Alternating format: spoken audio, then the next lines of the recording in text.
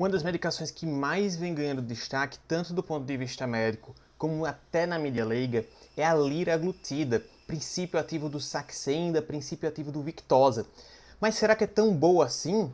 Ela faz perder tanto peso, controla tão bem o diabetes? Será que não tem contraindicações? Quem pode usar? Quem não pode usar? Tudo isso e muito mais a gente vai ver agora no vídeo do Yellow Book. Oi pessoal, eu sou o Dr. Alexandre Câmara, sou endocrinologista e professor da Sanar e hoje estou aqui com vocês para apresentar a série Para que serve o medicamento. E eu trago para vocês hoje o liraglutida, o famoso liraglutida, o famoso Victoza, o famoso Saxenda. Essa medicação tem sido muito falada porque ela faz perder peso, é autorizada pela Anvisa como tratamento para perder peso e reduz risco cardiovascular, melhora o controle do diabetes.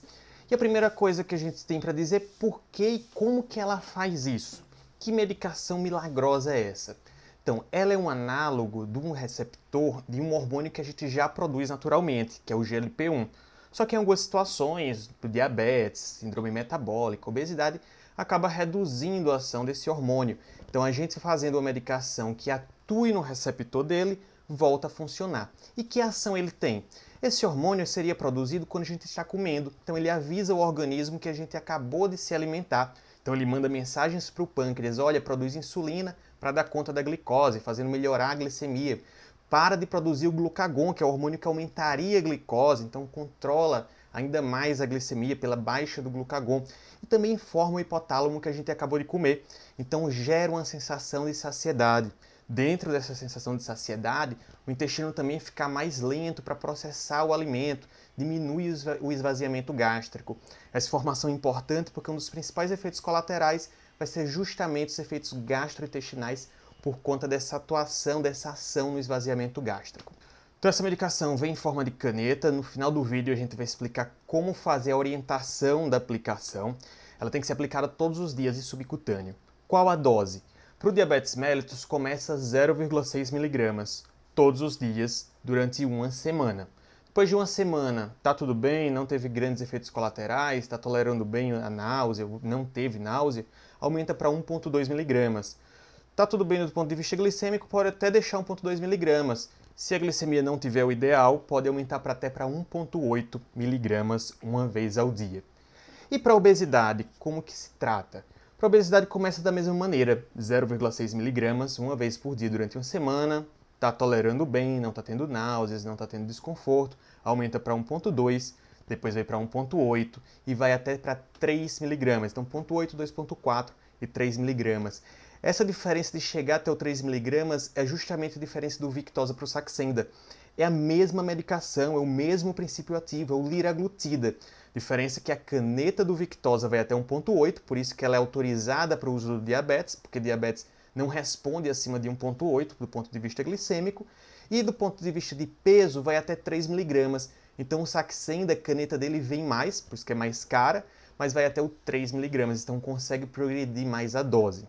E o que fazer se o paciente tiver efeitos colaterais quando aumenta a dose? Pode voltar para a anterior. Por exemplo, se ele está com 1,2 mg, começou a sentir muitos sintomas, pode voltar para 0,6, fica mais um tempo em 0,6 e tenta aumentar progressivamente nas semanas subsequentes.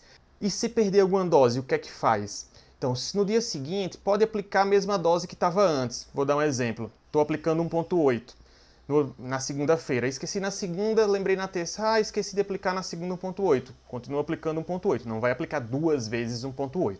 Agora que se esquecer por 3 dias seguidos, aí volta do zero. Do zero não, do 0,6 e vai progredindo gradativamente para evitar os efeitos colaterais. E em relação às contraindicações, afinal a medicação ajuda a perder peso, melhora o diabetes, inclusive o paciente com diabetes que tem alto risco cardiovascular, ela reduz o risco de infarto, AVC e até mortalidade cardiovascular. Então, é uma medicação muito boa, mas existem algumas populações que não podem usar, que são contraindicadas ao uso dessa medicação, que são quem tem alergia à liraglutida e quem tem história familiar ou pessoal de carcinoma medular de tireoide. É um tipo de câncer de tireoide, não é o mais comum, felizmente, que é um câncer bem agressivo, mas se tiver alguma história de câncer de tireoide medular, não pode usar. Uma outra coisa é quem tem a neoplasia endócrina múltipla do tipo 2, que é um fator de risco para carcinoma medular de tireoide. Então, se tem carcinoma medular de tireoide ou algum fator de risco, também não pode usar essa medicação. Na gravidez, a amamentação também é contraindicado. E em relação aos efeitos adversos, quais os principais efeitos adversos, quais os problemas do uso dessa medicação? Então, as principais queixas do paciente são os efeitos gastrointestinais, constipação, mas pode dar diarreia também, 40% pode ter náuseas, inclusive. Então, até uma dica na hora de prescrever a medicação, você prescreve a medicação, mas já prescreve um antiemético junto, já orienta para o paciente. Se tiver náusea, pode usar o ondansetron, pode usar o metoclopramida. Não tem a ver com o efeito dele em perder peso em relação à náusea. Independente da náusea, o paciente perde peso, porque tem gente que acha, não, para perder peso tem que ter náusea. Não, vai perder peso mesmo sem ter náusea, não faz o paciente sofrer. Se tiver náusea, trata a náusea. Outro efeito gastrointestinal importante é o aumento do risco de colelitíase. Aumenta um pouco, vai para 2% dos pacientes que usam podem ter colelitíase. E aumenta um pouco a amilase, lipase, 5% dos pacientes aumentam lipase e aumentam amilase. Aumenta um pouco o risco de pancreatite, alguns estudos mostraram que tem um discreto aumento, então ficar de olho se o paciente tiver uma dor abdominal, acaba investigando se não é uma pancreatite. Mas de toda forma, por mais que tenha esses efeitos colaterais, reduz o risco cardiovascular.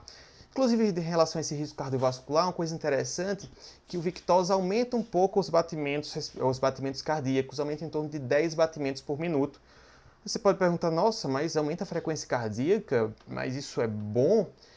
Então, dependendo desse aumento, ele reduz o risco cardiovascular. Então, essa ação que ele tem cardiovascular parece que é uma ação mais da gordura visceral do miocárdio. Então, parece boa essa ação e é uma das hipóteses de reduzir o risco cardiovascular. E agora, ao final do vídeo, vamos falar de uma das principais dúvidas dos médicos e dos pacientes, que é a orientação de como aplicar esta medicação. A medicação que vem em forma de caneta, algumas insulinas também vêm em forma de caneta, e a caneta já vem pronta para usar, só que vem sem agulha. Então já é uma coisa importante também na prescrição. Tem que prescrever agulha para a caneta. Em geral pode prescrever de 4 ou de 6 milímetros, eu prefiro prescrever de 4 milímetros que dói menos, é menos incômodo.